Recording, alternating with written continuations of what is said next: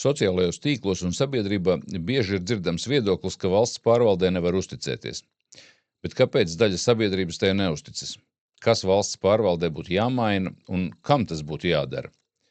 Uzticību nevar ilgstoši iegūt tikai ar reklāmas kampaņām, ja nemainās cilvēku faktiskā pieredze saskarsmē ar valsti. Tātad iespējams kaut kas ir jāmaina arī pašā valsts pārvaldē, tās darbā, attieksmē un komunikācijā ar sabiedrību. Lai noskaidrotu, kā tas izskatās no pašas valsts pārvaldes puses, uz sarunu esmu aicinājis bijušo valsts kancelējas direktoru Jāni Cickovski. Šī ir viena no sarunām, kuras savā YouTube kanālā plānoju publicēt par valsts pārvaldi, tās attiecībām ar sabiedrību un mani īpaši interesējošo tēmu komunikāciju. Taču pirms sarunas vēlos piebilst būtisku atrunu. Kad aicināju Jāni uz šo sarunu, es vēl nezināju, ka viņš kandidēs 15. Saeimas vēlēšanās. Tāpēc pirms ieraksta vienojāmies, ka šī nebūs saruna par partijām, priekšvēlēšanu programmu vai viņa kandidatūru. Mēs runājam tikai par valsts pārvaldes darbību, sabiedrības uzticēšanos un komunikāciju. Un pie šīs vienošanās sarunas laikā arī turējāmies. Jā, tātad tev ir visa karjera bijusi valsts pārvaldē. Ierēdniecībā, valdībā. Mēs vislabāk zinām. Un kaut kādā brīdī neizdosies. Varbūt tā būs viena lieta no 10, kas neizdosies. Ja? Ir pozitīvi piemēri, bet ļoti bieži tad, kad pieprasa asins. Es tev faktiski ļoti varu pat piekrist. Bet vai tā tauta būs pietiekami vieda, lai ievēlētu pareizo? Kas būtu tas, kā to varētu mainīt? Ja? Sveiks, Jāni! Sveicināti. Jā, man tev ir prieks redzēt šeit studijā. Man laikam šeit agrāk nav bijuši cilvēki, kuri ir ieņēmuši tik labi zināmus un redzamus posteņus. Ja? Tā kā, jā, man arī šī ir tāda pirmā reize. Un es izstāstīšu, kāpēc es tevi aicināju. Es tevi sapcīt, gribēju aicināt jau pirms kādiem gadiem 2. Ja, bet kaut kā nesanāca laiks un nesanāca, ja tā teikt, pietiekami pielikt pūles, lai atrastu. Ja. Jo es gribēju parunāt ar kādu cilvēku, kuram visa karjera ir bijusi valsts pārvaldē. Tā ir taisnība, ne? Jā, taisnība. Jā, tātad tev ir visa karjera bijusi valsts pārvaldē, un man ir bijusi pašam pieredze no dažādām pusēm skatīties, un es esmu runājis ar cilvēkiem, kuriem ir bijis, teiksim, skats no vienas pozīcijas, no citas, vēl no citas pozīcijas. Ja? Un interesanti būtu uzzināt domas no cilvēka, kuram visa karjera bijusi valsts pārvaldē, un kurš ir faktiski uzkalpojies, līdz, skaitās augstākais ierēdnis, vai ne? Taisnība. Jā, tātad, kurš ir bijis līdz šādam postenim, ja? Un kā tu to redzi? Un man ir sagatavot jautājumu, es arī skatītājiem neslēpšu, ja, ka tos jautājumus, ja, lai tu vari uzmest acī, pa ko būs runa, es tev viņus arī pirms tam aizsūtīju. Ja. Tā kā es viņus varu pats lasīt, ja tā teikt, ja, un tu arī viņus zini, ja tā teikt, ja, bet jā, man būtu interesanti dzirdēt, ja tās atbildes. Es varu uzdot vēl kāds papildus jautājums vienīgi, ja. Ja, tātad, piemēram, ja, kā tu skaties uz, teiksim, Latvijas valsts pārvaldi no malas, ja, no tās savas pieredzes iekšpusē, ja, kāpēc tik daudziem cilvēkiem pret valsti ir tur kaut kāda neusticēšanās, tur aizkaitinājums vai dusmas, ja, kā tas rodās? Ja mēs runājam par uzticēšanos, tad, manuprāt, ļoti vērtīgs ir OECD pētījumi. Ik pa 2 gadiem OECD veic šādu pētījumu visās OECD valstīs.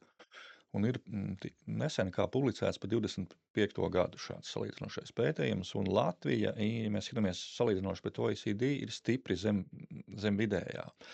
Un mēģinot arī iepriekš, es strādāju valsts kancelējā, diskutējot ar OECD, kas tad ir tie iemesli, kur mēs varam meklēt, kāpēc no malas, kā tur viņiem izskatās? Arī pat kaimiņu valstīs, Igaunijā, tā uzticēšanās ir augstāka.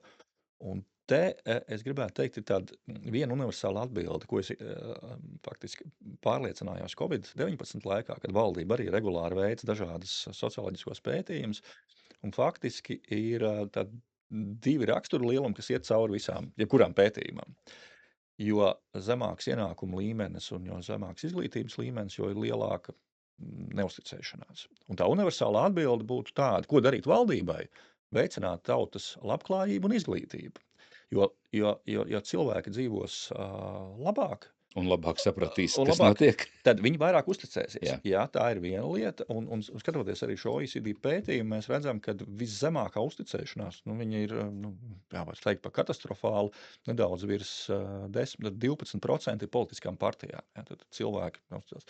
Nākušais ir likumdevējiem, ja mēs skatāmies parlamentam, tur nedaudz virs 20, tad nākušais jau ir valdība, kas ir, un tad ir mēdīji, un vismaz attiecībā uz Latviju, ja, un bruņotie spēki bauda Jā, visaugstāko. taisnība. Un arī ejot dziļāk un mēģinot saprast, kas tad vēl ir tie citi faktori, un es redzu no šīm un līdzīgiem pētījumiem, ka cilvēki nejūtās iesaistīti lēmumu pieņemšanā. Tas vislielākā atšķirība tajā uzticēšanās ir tajā sadaļā, ka cilvēki ir faktiski viņi nobalso vēlēšanās, atdod balsi, un pēc tam ir tā sajūta, ka mani vairāk nedzird. Jā. Un te ir tas, kad sākot jau ar dažādiem šiem te līdzdalības pasākumiem. Mēs redzam, ka pēdējos gados pašvaldības ir ieviesušas līdzdalības budžetus, kur cilvēkiem ir iespēja iesniegt savas idejas, par viņām balsot. Valsts pašvaldību referendumu, arī tas, kas jauniedums Rietumē Eiropā, visādas jaunas iniciatīvas kā pilsoņu asamblējas, šādi te formāti, publiskā pārvalde, ko mēs varētu runāt, klientu uzklausīšana, tādas klienta aptaujas, sākot ar to, kā tad klients ir apmierināts ar tavu pakalpojumu, ko klients vēlētos mainīt. Tajā brīdī, kad tu veido jaunu pakalpojumu, iesaisti, un tad, kad tas cilvēks jūtās līdzdarbojies tajā visā, viņš arī jūt kaut kādu līdzatbildību par to gala rezultātu. Jo es vēl pēdējo domu, bieži, es strādājot valdībā, valdības centrā, tev bieži ir tā sajūta, kad mēs zinām, ierēdniecībā un valdībā, mēs vislabāk zinām. Mums ir informācija, mums ir dažādi, bet tas parastais cilvēks, viņam jau nav bijis laika iedziļināties visā tajā. Un mums ir bail no tā, ka tas cilvēks, ja mēs viņam dosim to balsi, ka viņš nebūs kompetents. Un tā baidīšanās sākās ar to, ka diskusija būtu vai nebūtu tautas vēlētam prezidentam. Bet vai tā tauta būs pietiekami vieda, lai ievēlētu pareizo? Es pats savulaik atceros, pats strādājot publiskajā pārvaldē, cik es ļoti biju apvainojies uz tā laika valdību, kad mēs noslēdzām robežu līgumu ar Krieviju un atdevām abreni. Es biju apvainojies par to, ka nevis mēs atdevām, bet ka neviens man nepaprasīja to viedokli. Jo es būtu referendumā vai kādā citā formātā balsojis par, jo tīri racionāli apsvērumu dēļ, bet mani vairāk kremta tas, ka man neviens nepajautāja to viedokli. Un tas ir tas, ko es caur dažādām socioloģiskām aptaujām nolasu, ko cilvēki saka. Es tev faktiski ļoti, ļoti varu pat piekrist. Ja? Jo, jā, tas, ka cilvēki nejūtās iesaistīti, nejūtās uzklausīti, jo es domāju, ka liela daļa cilvēku labprāt gribētu tā kā līdzdarboties un arī pielikt savu roku, ja tā teikt, pie valsts labklājības vai vēl kaut kā, ja, un ja viņam ir sajūta, ja, ka viņu nedzird, neuzklausa, pat nepainteresējās, ja, tas, ko tu saki, jā, tā varētu būt, ja, tā teikt, ja. Mans nākamais jautājums bija, ja, tātad, vai cik lielā mērā būtībā tā pārvaldes reputācijas problēma ir saistīta ar kaut kādu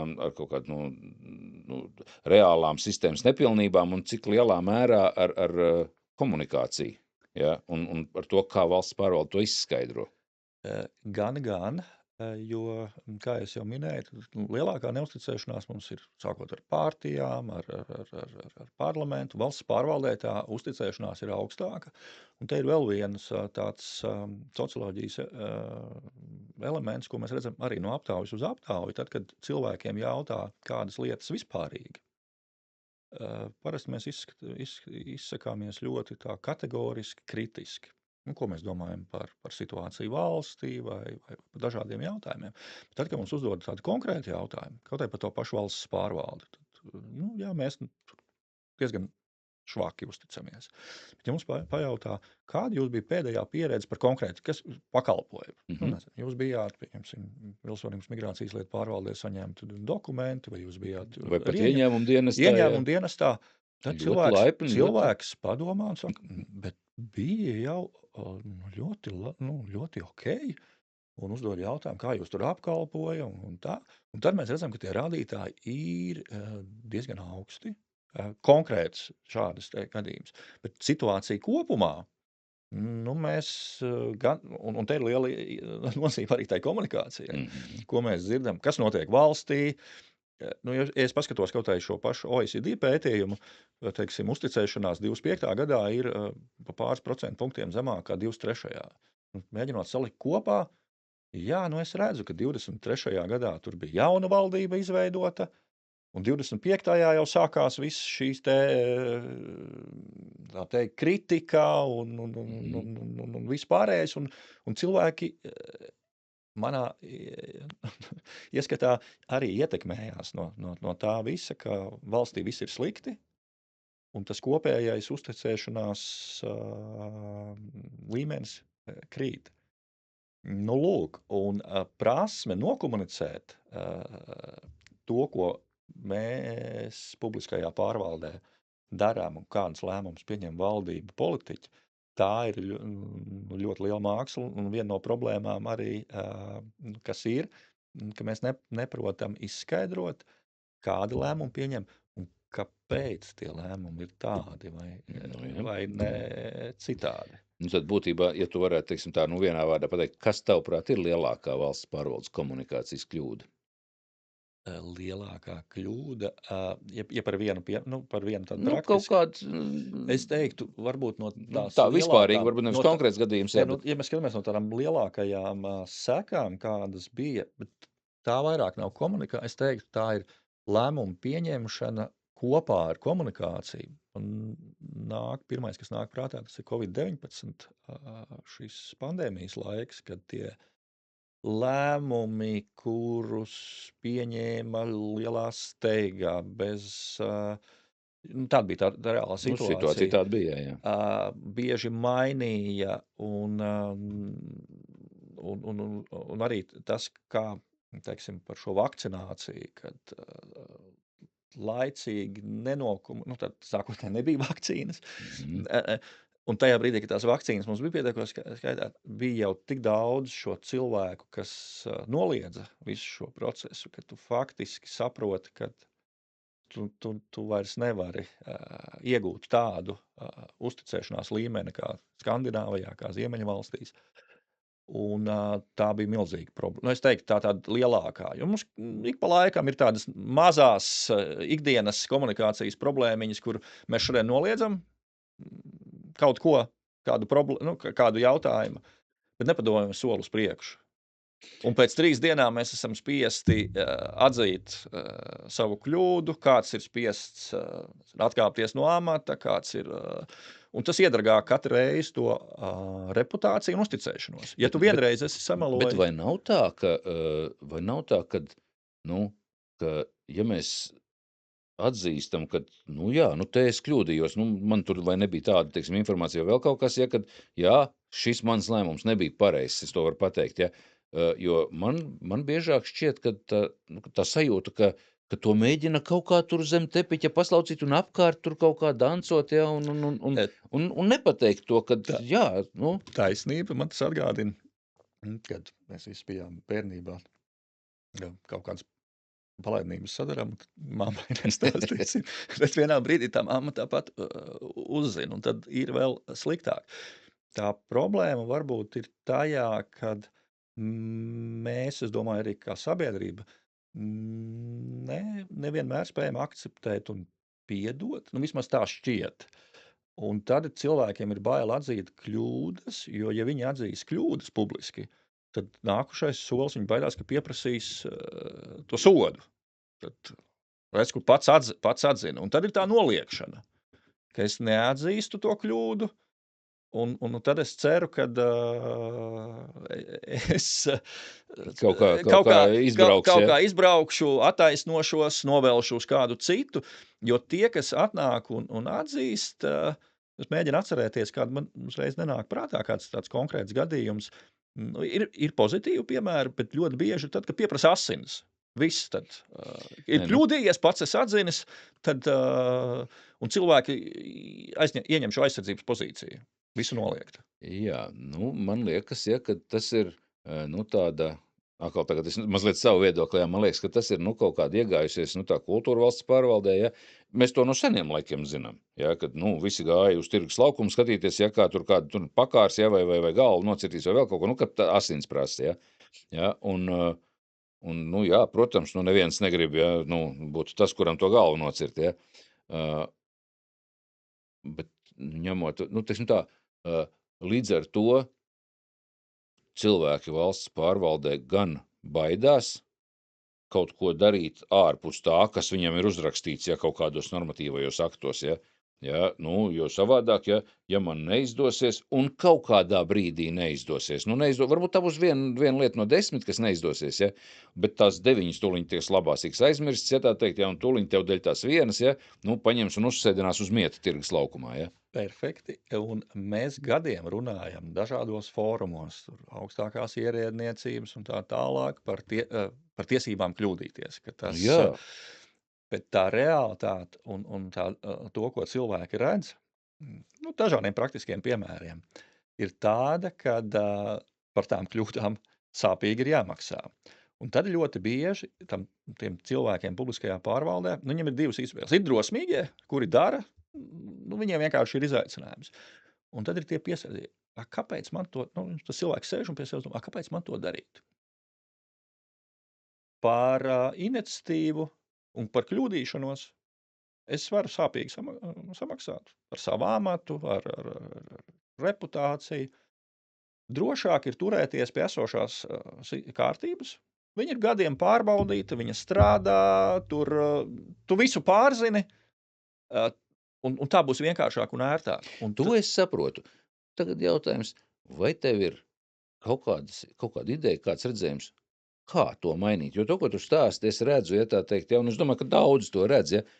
Kas būtu tas, kā to varētu mainīt, ja? Jo kamēr tas netiks mainīts, ja, nu, nekāda tāda attīstība, nu, viņa jau nebūs, ja mēs tikai turēsimies pie tā, kas uzrakstīts, ja, pie kam vienalga, ja tas ir jēgpilni, nav jēgpilni, bet tā ir uzrakstīts. Ja, nu tad viss jau nav melns un balts. Ir, protams, daudz, es lietošu vārdu daudz cilvēku publiskajā pārvaldē, nu, kuriem ir ambīcijas, kuri arī tāpēc, viņi arī tāpēc strādā publiskajā pārvaldē, ka viņi vēlas to publisko pārvaldi veidot labāku, kvalitatīvāku, un tad ir tas svarīgais, es vienu piemēru, lai nebūtu tāda vispārīga. Mēs daudz runājam par birokrātijas mazināšanu un visām no lietām. Un viens no labiem piemēriem, kas pēdējo laikā tiek piesaukts, ir būvniecības nozare, kur tik daudzas lietas pārskatīts. Un kā tas viss sākās? Tas viss sākās ar to, kad ekonomikas ministrijā būvniecības departamenta vadītāja Olga Feldmane, un viņai bija redzējums par to, ko vajadzētu mainīt. Bet tā ideja iet ārpus vienas ministrijas atbildības, jo tur ir iesaistītas gan tieslietu ministrija ar visiem kadastriem, gan varams ar vides ietekmes novērtēšanu, tur ir zemkopības ministrija, ir atmežošanas un visas tādas lietas, sakot, 5 vai vairāk ministrijas. Un tā ideja, tu viņu nevari aizvirzīt uz priekšu, jo tev ir tik daudz to interesēto pušu un tās pretestības. Un tajā brīdī kaut kā salikās tās kārtas kopā, ka viņa vērsās valsts kancelējā. Tas arī bija tās jaunās iniciatīvas attiecībā uz birokrātijas mazināšanu. Un tikai tad, kad tev ir tāds iespēja, nezinu, caur valdības centru vai caur kaut kādu šo politisko atbalstu, tā diezgan, es teiktu, ar tādu lielu stumšanu, to jautājumu tu var dabūt šo virzību, tad tev ir vajadzīgs augstākā līmeņa atbalsts. Un tad, kad es šobrīd skatos, kā, teiksim, Jānis Enziņš vada šo te birokrātijas mazināšanas grupu, cenšas, un es redzu, ka trūkst tā, viena politiskā, smagsvara, kas, visu laiku to procesu, virzītu uz priekšu. Jo ir daudz šādas te iniciatīvas, ierēģi darbojās un ir lietas, ko tu vari atrisināt tajā iestādes līmenī, Jā, jā. un tad tu saskaries ar tām, kur vajag tādu lielu politisko uzstādījumu, kurš pasaka, jā, mēs šo lietu atbalstam, un mēs viņu virzīsim uz priekšu, un tas nebūs saskaņošanas process, nezinu, vieniem ministra kabineta noteikumiem 2-3 gadu garumā, un tu saproti, ka tā ideja tur tiek, Viņi nomirst pa to viņi laiku. nomirst. Un tātad ir vajadzīga iniciatīva, un ir vajadzīgs, atbalsts. Ir viena ideja, ka ir vajadzīgs iestādes vadītāja līmenī, kur vadītājs saka, jā, šis būs, un mēs to darīsim, un ejam uz priekšu. Un tad ir nākšais līmenis, kur ir, es joprojām uzskatu, ka mums Latvijai šobrīd būtu liederīgi ieviest, valsts reformu ministru, varam nosaukt jebkā, jo premjeram ir tik, mēs redzam, kā Kulbergs liek šīs te atskaites katru dienu, valdības vadītājs par to, ko viņš ir paveicis, un visa valsts redz, ārprāt, cik daudz tam premjeram ir dažādu uzdevumu. Jā, to normāli cilvēki tā līdz tam neiedomājās, vai ne? Un tad tu saproti, kad bet viņam tak neatliek laika pievērsties daudzām Viņš lietām. nevar katru vēl detalizēt pie tam, vai ne? Un tad būtu vajadzīgs kāds cilvēks, kas ir kā vietnieks vai kāds viņam padots valsts ministrs, kurš var risināt tādas nedaudz piezemētākas lietas, bet ar savu svaru, kurš pateikt, jā, šis ir atbalstāms, mēs valdībā to prioritizējam, virzējam uz priekšu, un ierēģi saprot, jā, te ir skaidrs politiskais uzstādījums. Un tad, kad tas iztrūks, tad tas pazūd tajā ikdienas skaņošanas, saskaņošanas, kas nav slikti, ja, saskaņot kaut ko. Ļoti lielā struktūrā ir jābūt kaut kādai birokrātijai, ja cilvēkiem šķiet, ja, kad vajag visu birokrātiju, ja, tur likvidēt, tad būs, krieviski sakot, bardaks, ja. Ja, tā nevar kaut kādai birokrātijai jābūt, ja, bet, viņai ir jābūt, saprātīgi, ja, nepazaudējot veselo saprātu, tā laikam jāsaka. Jo tur jāsaliekās divām lietām. Es teicu, jo tas sīkums pārzina tie ierēģi speciālisti un tā vadība. Iestādes vadība un politiskā vadība. Un ja tur ir visi trīs elementi, tad būs ļoti labs rezultāts tādām lielām pārmaiņām un reformām, ko var noīstenot. Ja tur kaut kas iztrūkst, bieži vien mēs redzam, politiķi pasaka vienu, apakšā sistēma to var nosabotēt, kaut kā ignorēt. Nesaprast un izpildīt, tā kā formāli ir izpildīts, ja, bet jēga bija pazudusi. Jā, tad, kad runā par birokrātiju, ļoti bieži atsaucās uz šo slaveno britu melnā humora seriālu Yes Minister, kur ir uzskatāmi parādīts, kā ierēģi bija tāds, es jau aizmirsis, bet bija šos politiskos līderus tā veikali aptina ap pirkstu. Lūk, tas ir, kā mēs varam un vajadzētu nonākt pie... Kā vajadzētu, jā. Kā vajadzētu, jā. Nākamais jautājums par to pašu, tad es turpināšu. Lai mēs līdz tam nonāktu, ja? Jo iniciatīva apakšā ik pa brītiņam kaut kur radīsies. Cilvēki ir diezgan daudz, ja, un ir tā skaitā, kas ir aktīvi un ar izdomu un ar kaut kādu, ja, tur loģisku prātu un tā tālāk, ja. Tas pirmais posms, tā iniciatīva, viņa uzradīsies, ja. Viņa ik pa brītiņam uzrodās, ja. Biežāk, retāk, bet viņa uzrodās. Kas ir tas nākamais, ko mēs varētu darīt, lai tas process nepazustu? Ja, tātad mums vajadzēja iestādes vadības līmenī, lai būtu atbalsts, ja? Mums vajadzēja tātad, lai būtu kaut kāds smagsvars pašā augšā. Kā līdz tam nonākt? Lūk, tā viena lieta, pie ko es vēl atgriežos, svarīgi ir to, lai tai pašā iestādē ir tā, sauksim viņu, moderna inovācija kultūra. Kad tu stimulē un veicina to, ko mēs saucam par iniciatīvu. Idejas, lai viņas rastos, jo ir daudzi tādi praktiski piemēri, kur tu redzi, kad iestāde ļoti aktīvi attīstās un darbojās un attīst pakalpojums. un tad ir iestādes, kur tu jūti tādu naftalīna Mhm. smaku. Naftalīns tas ir skatītājiem, kas ir jaunāka paudze. Naftalīns tas bija līdzeklis pret kodēm. Jā, bet, Vecos skapjos, ja tā teikt, uzreiz varēja saost. bet ar naftalīna smaku mēs apzīmējam iestādes, kur ilgi nekas nav Jā, jā. mainījies, kur viss ir saglabājies tā kā Vecā tas ir. skapja, ja. Jā. Nu, lūk. Un tā ir tā būtiskā, jo mēs, es pats strādājot publiskajā pārvaldē, tu nereti saskaries ar to, ka tev ir ideja, tu vēlies kaut ko, jauns speciālists, tu sāc strādāt, tu redzi, ka tev viss ir, tā ir tā pirmā lieta, ko nenogalināt tajos jaunajos cilvēkos, kas tev atnāk, jo viņi vislabāk redz tās sistēmas nepilnības. Viņiem ir cita problēma.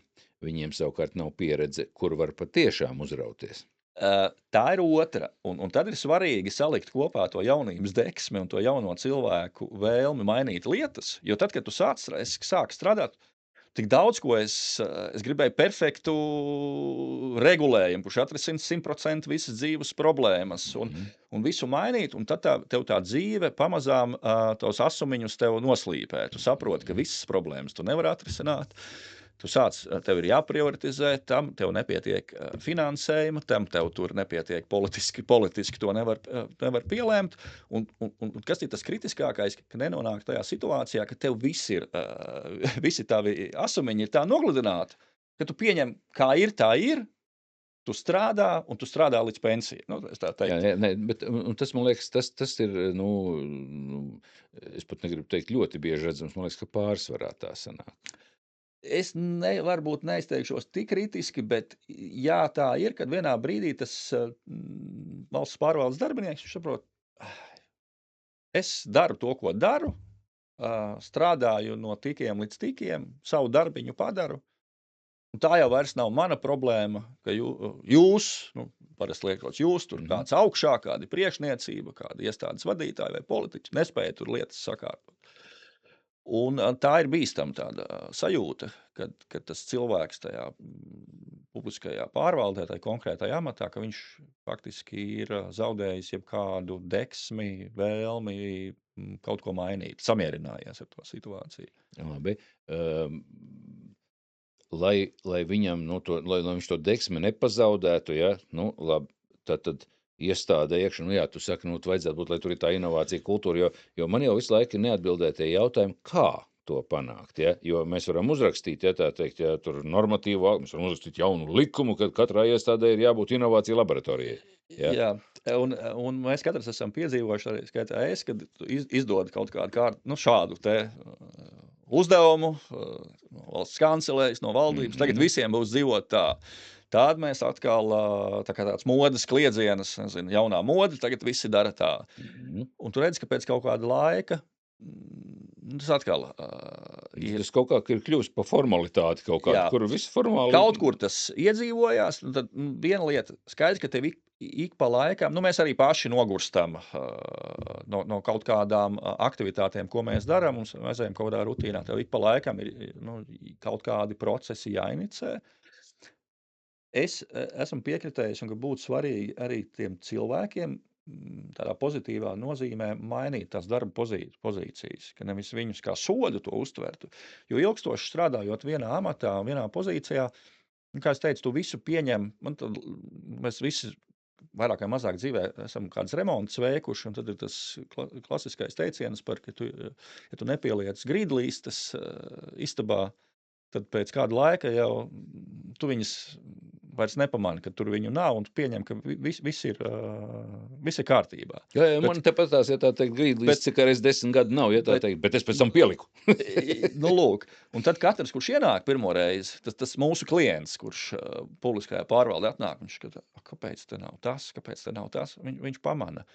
Svaigs skats, vai ne? Svaigs skats, un tāpēc ļoti svarīgi, ka tie jaunie darbinieki, kas tev atnāk, viņi pamana daudzas nepilnības, un laikam ejot, viņiem visa jau kļūst ierasts, ka tā ir bijis.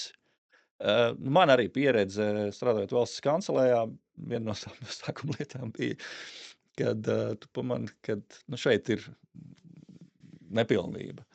Tas nosēdina 3 struktūra vienību vadītājus, kurus strādā 20 gadus vairāk iestādē.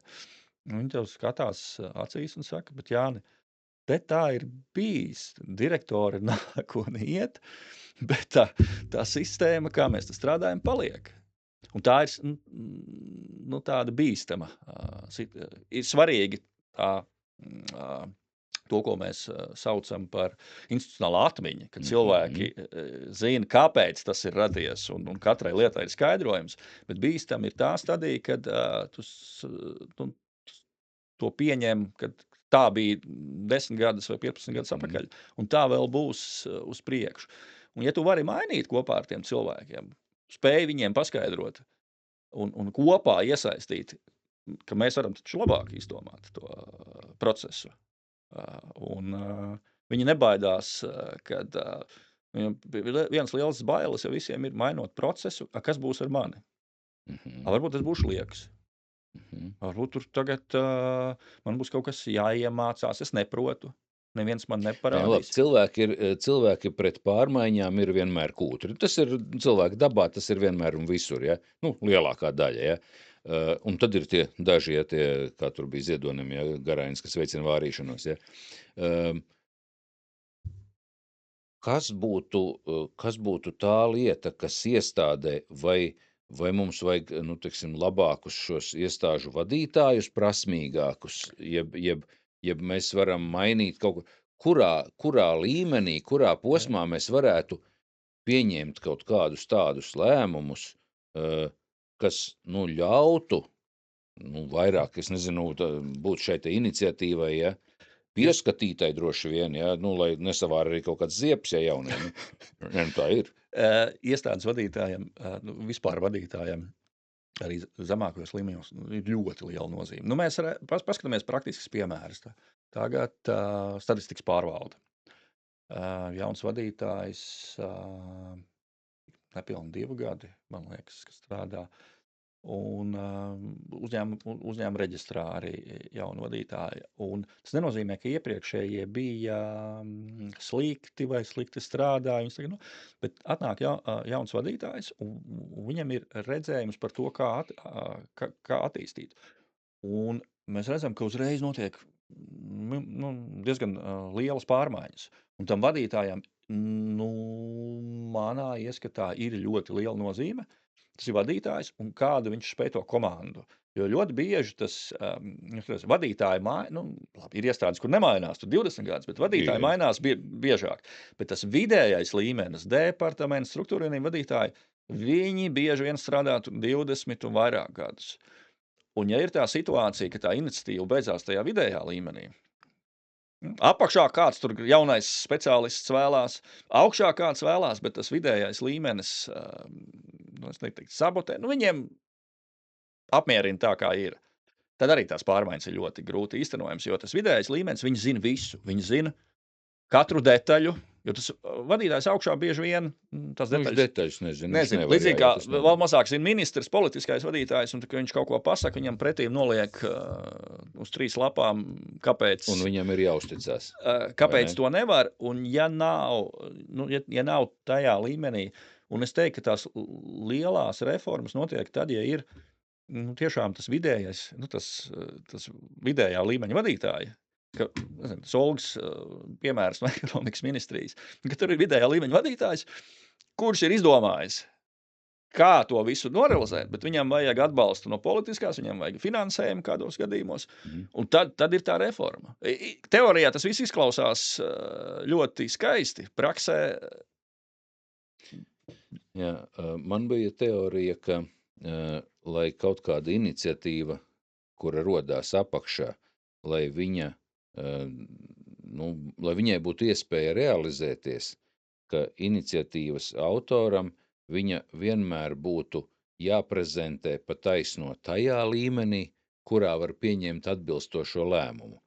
Nevis atskaites var dot pa hierarhiju uz augšu, bet jāprezentē jaunas iniciatīvas būtu tajā līmenī, kurā var pieņemt šo te lēmumu. Jā, nu, Jo es mēs to esmu paskatāmies. pieredzējis, ja tā teikt, ja ir iniciatīva, ja tu viņu izstāsti priekšniekam, viņš viņu mēģina pārstāstīt nākamajam priekšniekam, ja, bet vairs nav netik prasmīgi kā tas iniciatīvas autors. Vēl tālāk to varbūt jau stāsta, varbūt vairs nestāsta, ja jau vairs neizklausās tik interesanti, ja, un pat, ja tur augšā būtu kāds, kurš būtu gatavs atbalstīt, līdz viņam tas vienkārši neaiziet, ja. Taisnība, tāpēc iestādēs, ja mēs skatāmies praksē, tās sistēmas, kā tās iniciatīvas veicināt, ir dažādas. Ja? Dod iespēju darbiniekiem iesniegt priekšlikumus, tad prezentē attiecīgi tajā lēmumu pieņemšanas līmenī. Vislabākais ir dod iespēju arī pašam realizēt to ideju vai iesaistīt, bet atkal dzīve apliecina, ja tās ir tādas mazas lietas, ko var kaut kādā ikdienas darba vides uzlabojumi vai kaut kādas lietas, ko paši darbinieki, bet tā lielākā problēma ir tad, ja atdurās, ka ir vajadzīgs papildus finansējums un ir vajadzīgs politiskais lēmums. Un tad tā ideja var būt laba, tu viņu var prezentēt tur iestādes vadītājiem, bet kamēr viņi nonāk līdz tai lēmumu pieņemšanai, ļoti bieži tā situācija ir tāda, ka iestādes līmenī ir brīnišķīga ideja, darbinieki ir viņu izveidojuši, kamēr tu viņu saskaņo ar citām ministrijām, un kamēr viņi pieņem politiski, tu esi spiests upurēt ļoti daudz sastāvdaļas no savas idejas. Un tad tā ideja beigās tiek apstiprināta. Bet tā vairs nav tā ideja, vai ne? Bet tu uz viņu skaties, tu esi tik daudzām lietām, tavuprāt, svarīgām atteicies kompromisa vārdā. Un tas ir tāds, kā līdzība ar politisko. Politiski katrai tur, ministram vai partijai ir kaut kāda ideja, beigās viņi vienojās par kādu kompromisu. Viņš ir tāds nekāds jau vairs, ne? Lūk, nav viennozīmīgas atbildes, jā. Tu nevari arī tā brutāli, tā ir mana ideja un tā būs, un ignorē visus priekšlikumus. Tā ir liela māksla, kā savu ideju viņu nedegradējot, spēt novest līdz rezultātam. Jā. Kas tavuprāt varētu valsts pārvaldes darbiniekiem ļaut būt drosmīgākiem, ja tā var teikt? Mēs jau mazliet pieskārāmies tai tēmai. Ja tie darbinieki tiešām zināt, nevis tikai viņiem teikt, tu droši strādā, riskē, tev piedos kļūdas, bet ka viņi saprot, ka jā, var kļūdīties. Un te ir jānošķir divas lietas. Mēs daudz pēdējā laikā esam piedzīvojuši visādas digitālās neražas, kur meklē vainīgos, un kā nošķirt tādu drosmi rīkoties no nolaidības, nevīžības, kad kāds kaut ko ir pavirši attiecies, gan jau, kā jaunieši tagad saka, gan jau sajies. Bet nesagāja. Lūk, tad, un tajā brīdī, kad tas cilvēks tiešām ir vēlējies pārmaiņas un gājis uz kaut kādu attaisnojamu risku vai nošķirt no tām, un tad akceptēt, ka jā, es kļūdījos, nesanāca mazlietiņa, bet mēs izlabosim, un es pats tur līdzdarbojos. Tā ir liela problēma. Mēs esam rīkojuši konferences, sarunas ar valsts kontroli un dažādām kontrolēšām. Valsts kontrols ar starp citu baidās, ja tā teikt, nāks valsts kontroli, ja tā teikt, ja mums tur nebūs tur tas, ja. Un kamēr mēs diskutējam, mums ir pilnīgi izpratne visiem, bet tās bailes, ja kaut kas nesaies, ir lielas. Kā valsts pārvaldes darba rezultātu mērīt? Pēc papīriem vai pēc tā, kas reāli mainās? Ja? Jo pēc papīriem mums baigi bieži viss sanāk, ka ir kārtībā. Ja? Kad tu skaties, ja?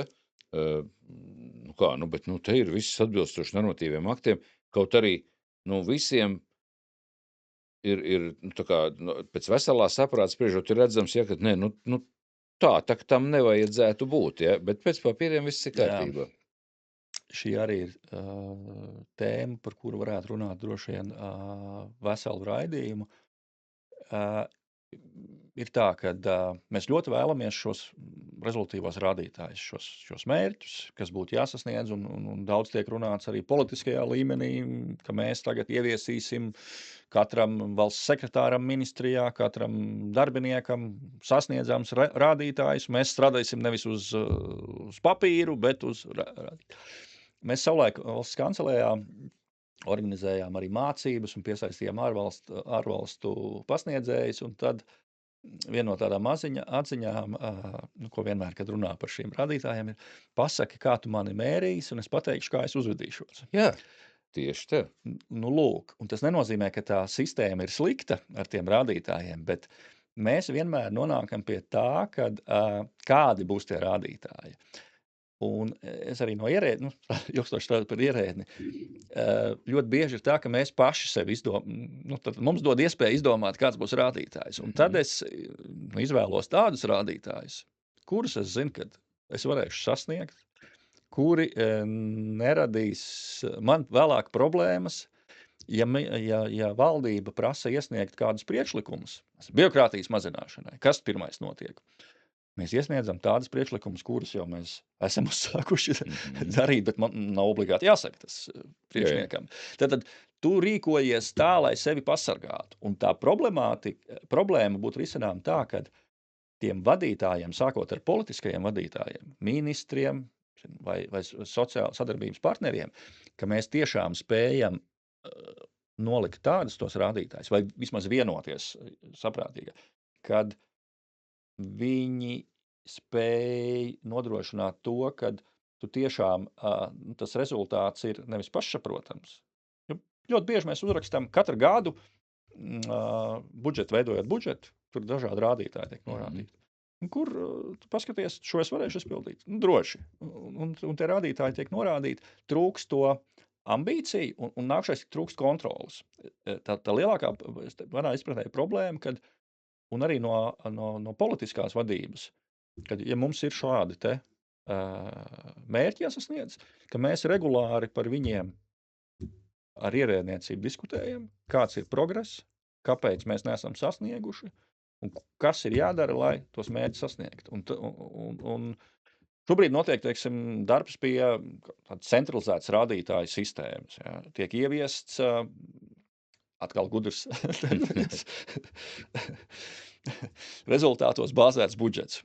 Jā, Finanšu ministrija pie tā strādā, kas atkal skaisti skan Igaunija tādu ievieši, gandrīz jau ieviesusi. Viss jau būs tajā izpildījumā. Kādi būs tie rezultāti un kā mēs varēsim pēc tam pastāstīt, kā tad mēs tos miljonus eiro iztērējām, lai sasniegtu šo rādītāju. Un kas būs tas rādītājs?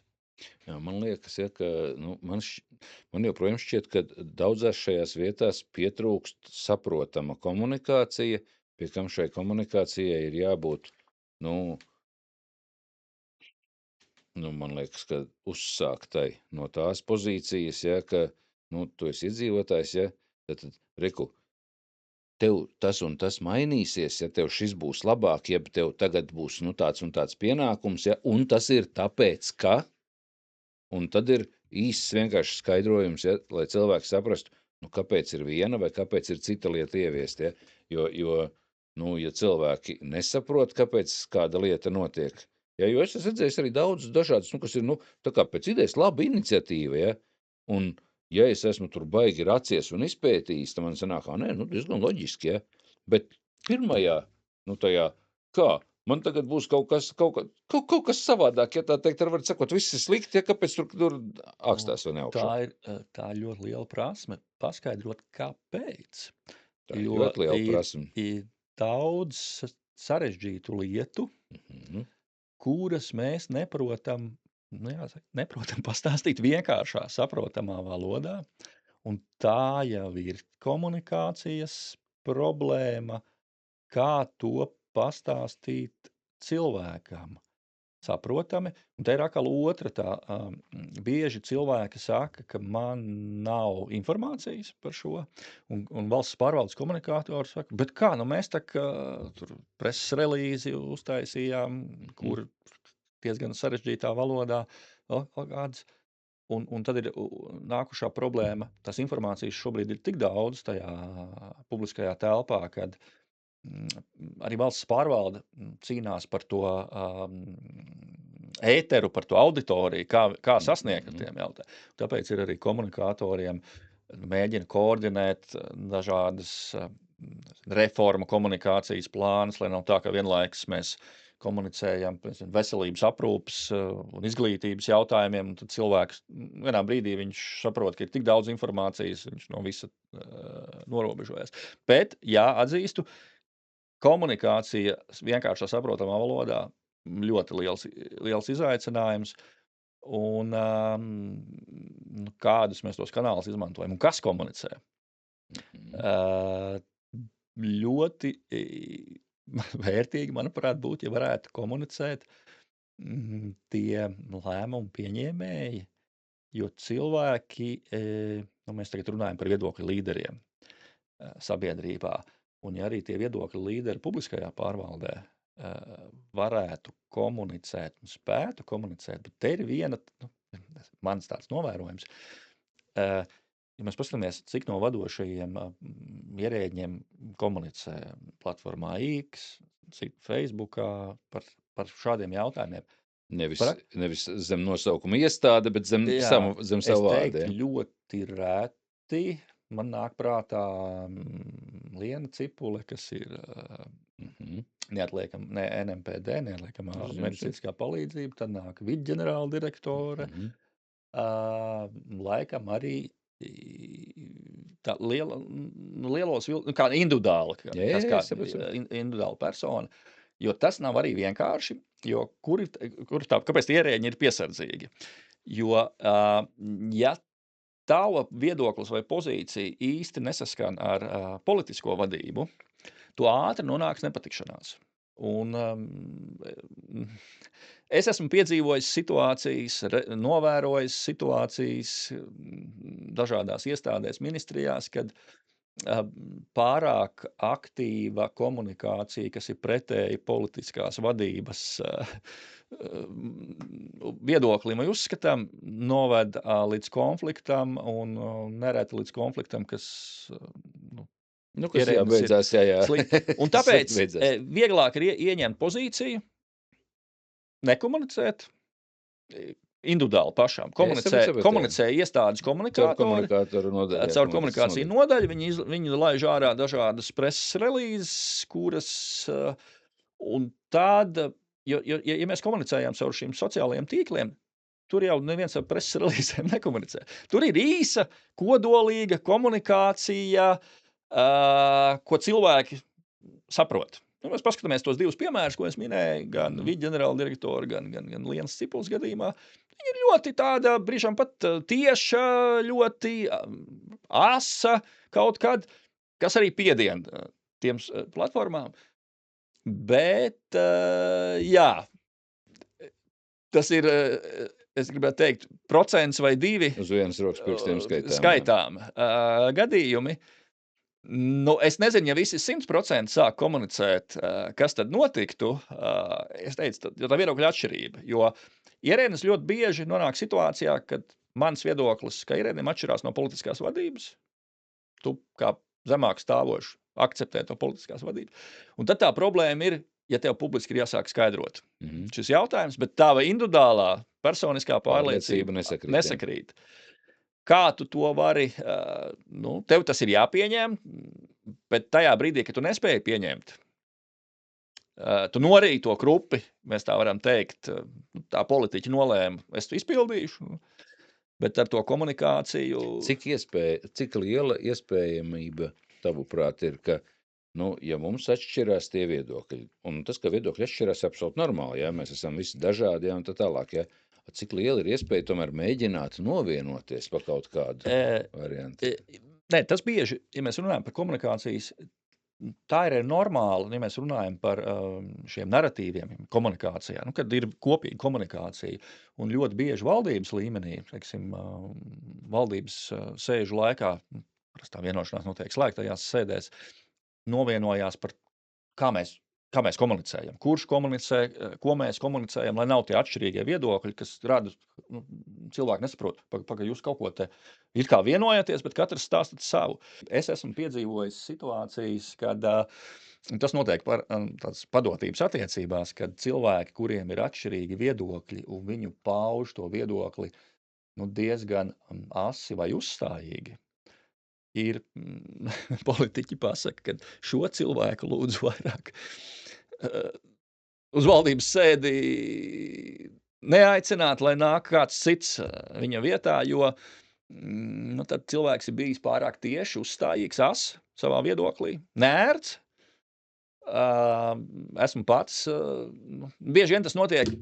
Mēs pirms raidījuma runājam par tavu individuālo pieredzi attiecībā uz vienu jautājumu, kur tu ziņoji iestādes vadītājiem, un pēc tam iestādes vadītājs gāja pie ministra. Kāpēc neņēma līdzi? Tāpēc, ka iespējams tavs viedoklis bija nērts un iespējams nepatīkams politiķim. Un iestādes vadītājs ir tas buferis starp politiķi un šo darbinieku, kurš nogludina šos asumus.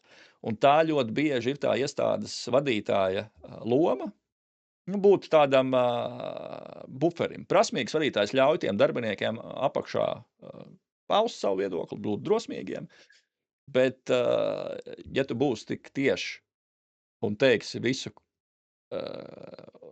kritiski ministram, es ļoti daudz esmu piedzīvojis tāds gadījums, ka vienkārši šo cilvēku lūdzu vairāk no šīs iestādes Vai tas nozīmē, kad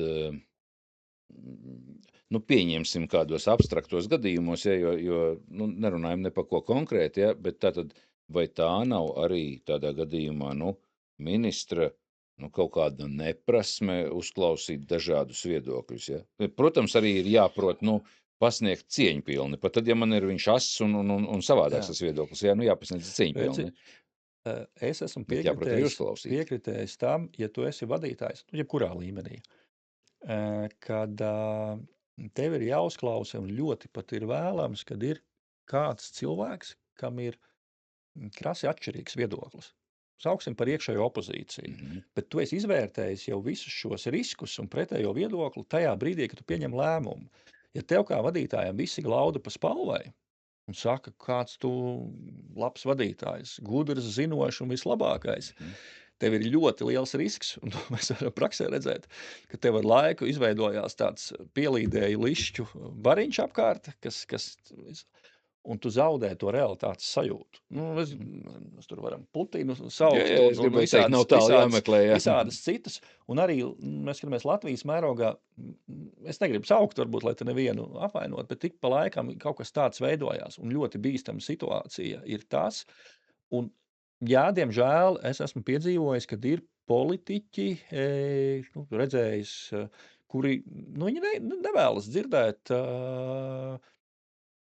kad ir šī kritika lielāka vai mazāka, it sevišķi no personām, kuras tev ir kaut kādā padotības attiecībās, un pat varbūt tur 3., 4. pakāpē kaut kāds vecākais referents pēkšņi ir uzdrošinājies atnākt un pateikt valdības sēdē vai saimā komisijā, kad jūs neko nesaprotat, bet reālajā dzīvē notiek tā. Un, diemžēl, bēdīgi pieredze bijusi, ka ļoti rupji tādā nekaunīgā veidā tiek apklusināti, aizbāzta mute, runājot tādā tiešā valodā. Un tie cilvēki man pēc tam arī ir bijis tādi, ka viņi jautā, bet vai man vērts ir turpmāk arī kaut ko iebilst un teikt, ka tas, un es vienmēr esmu aicinājis, bet tas ir tavs pienākums par to teikt. Jo, ja mēs tikai visu laiku teiksim, kad viss ir kārtībā, viss ir labi, ir patīkami ministriem vai politiķiem vai saimnes deputātiem dzirdēt šos vārdus, bet tas ātri novedīs pie tām katastrofālajām sekām. Tā, man liekas, ka mēs esam norunājuši jau gandrīz stundu, ja es mēģināšu virzīt uz beigām mūsu sarunu, lai cik man būtu interesanti sarunāties. Es kā piemēru atsaukšu tādu, mēs ar dažiem kungiem, man pazīstamiem, nu jau gadus 10, laikam, katru rudeni sanākam uz vienu vakaru kopā sestdienā. Mums ir pasākums, kas saucās Vīri ap uguni. Ja, sēžam ap uguni, ja tā teikt, un gudri runājam. Un bez dāmām, ja tā teikt, tikai vīri pie manis lauku mājās sēžam ap ugunskura. Un pagājušajā, man šķiet, gadā, runājot par dažādām problēmām, tā skaitā par izglītības sistēmu, bija dažādi viedokļi, kā jau pie dažādiem cilvēkiem, bija dažādi viedokļi par to, kas tad vispār būtu jāmāc, kam tad būtu jābūt obligātajiem priekšmetiem. Un viens kungs, ar ko kādreiz es esmu kopā strādājis, ja, un es viņam biju vadītājs, viņš bija tāds, kurš nekautrējās teikt savu viedokli, ja, kurš man nevienmēr bija tāds patīkams, bet viņš bija vienīgais, kurš varēja pateikt acīs, bet šeit tev ir trūkumi, ja, to un to un to labot, kā to darīs, tā tev darīšana, ja, bet reku te ir trūkumi. Un viņš ir viens no tiem, kas sēž rudenī ar mani pie ugunskura, un viņš teica pagājušajā rudenī, ka vienīgais priekšmets, kas būtu jāmāca skolā, būtu komunikācija. Un pirmajā mirklī, ja tā teikt, bija tāda neizpratne no pārējiem, ja, un bija, kas oponēja, un es pēc tam vēlāk par to padomāju, bet vai tā nav? Jo viedokļi mums vienmēr būs dažādi. Ja mēs pratīsim savā starpā sarunāties, kur komunikācija tā tad ir gan kā mēs to pasniedzam, gan kā mēs to uzklausam un uztveram. Ja? Tātad, ja mēs savā starpā pratīsim sarunāties, mums būs daudz lielāks izredzes, ja tālāk vienalga vajadzēs mums matemātika vai inženierzinātnes apgūt, ja tā teikt, vai valodas, ja, vai, es nezinu, tur tepiķu pīšanu nav svarīgi, ja, bet tad, kad mēs savā starpā varēsim sarunāties un vienoties, mums daudz kas atrisināsies vienkāršāk. Es piekrītu. Es skatos uz sevi, uz savas paudzes cilvēkiem. Mēs esam faktiski padomju izglītības sistēmas produkti.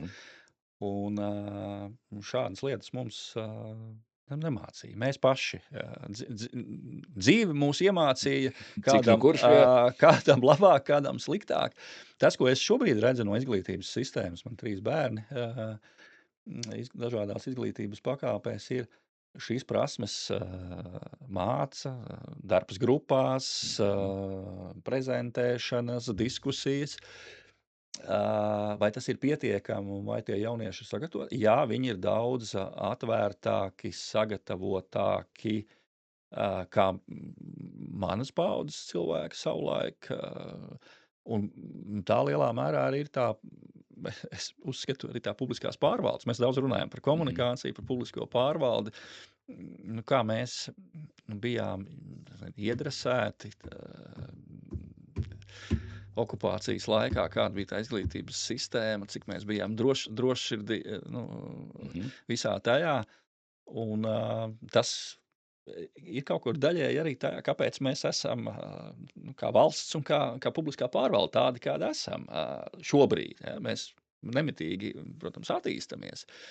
Es piekrītu par to, ka bez tām eksaktajām, visām šīm lietām, STEM priekšmetiem, par ko mēs runājam, arī šīs, to, ko angliski sauc par, tulkojot uz latviešu valodu, par mīkstajām prasmēm, sadarbības prasmes, komunikācija, ir kritiski svarīga, jo mēs jau ejam tajā virzienā, kad mākslīgais intelekts mūsu vietā drīz spēs kaut ko var sadomāt, daudzas lietas paveikt, bet šīs empātija, komunikācija, sadarbība starp cilvēkiem, tas mums pašiem būs jāpaveic.